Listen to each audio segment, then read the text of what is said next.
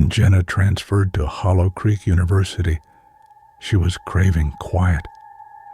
After a disastrous year at her old college, failed friendships, sleepless nights, and anxiety that never seemed to let up, this place felt like a chance to breathe again.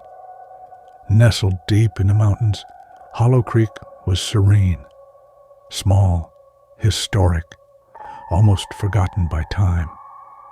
When she arrived, a thin layer of fog blanketed the campus like it was shielding her from whatever she left behind. At the housing desk, the guy at the computer gave her a strange look. "Room 313, Madison Hall. You sure you want that one?" Jenna frowned. "Do I have a choice?" He hesitated. "Not really. It's the only one left." The key he gave her was older than the others. Real brass. Heavier, almost warm in her hand. Madison Hall had seen better decades. Its staircases groaned. Its walls carried stains from generations of students. Still, it had a strange charm. Room 313 was at the end of the hall, alone, shadowed, and slightly colder than the rest of the floor. She opened the door. The air inside was stale and unmoving. The mirror above the desk immediately caught her eye.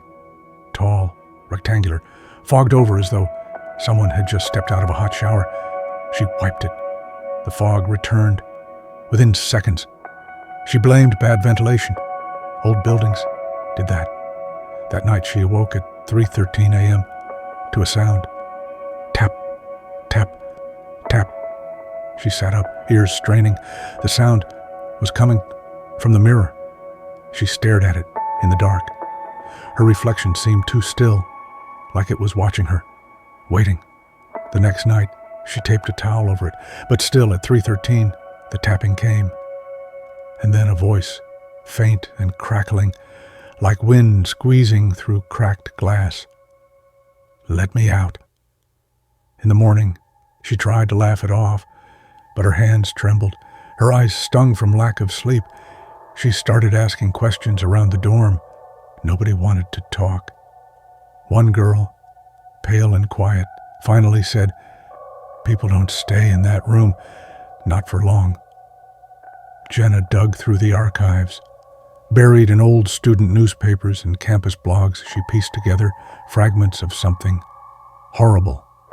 Room 313 had a history. Over the years, residents vanished, moved away mid-semester, always suddenly, no explanations.